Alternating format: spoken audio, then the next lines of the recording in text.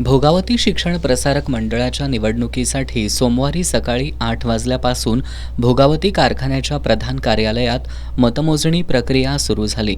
16 टेबलवर 2 फेऱ्यांमध्ये ही मतमोजणी करण्यात आली। पहिल्या फेरीमध्ये करवीर तालुक्यातील मतमोजणी करण्यात आली। प्रत्येक टेबलवर सुरुवातीला पॅनेल टू पॅनेल आणि फुटीर मतपत्रिकांची विभागणी करण्यात आली।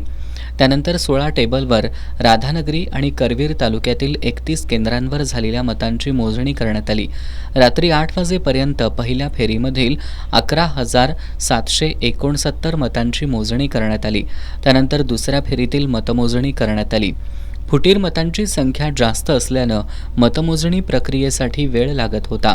संपूर्ण भोगावती परिसराचं लक्ष लागलेल्या या निवडणुकीत राजर्षी शाहू शिक्षण सेवा आघाडीचे 12 उमेदवार विजयी झालेत, तर विरोधी दादासाहेब पाटील कौलवकर शिवशाहू आघाडीचे संजय कलिकते हे एकमेव उमेदवार विजयी झालेत।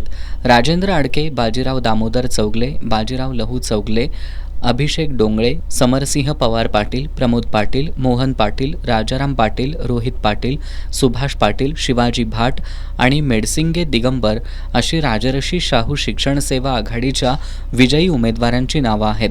यामध्ये दिगंबर मेडसिंगे यांनी सर्वाधिक मतं घेतली आहेत। या निवडणुकीसाठी निवडणूक निर्णय अधिकारी म्हणून अरुण भुईंबर आणि सहाय्यक निवडणूक अधिकारी म्हणून रागिणी खडके यांनी काम पाहिलं।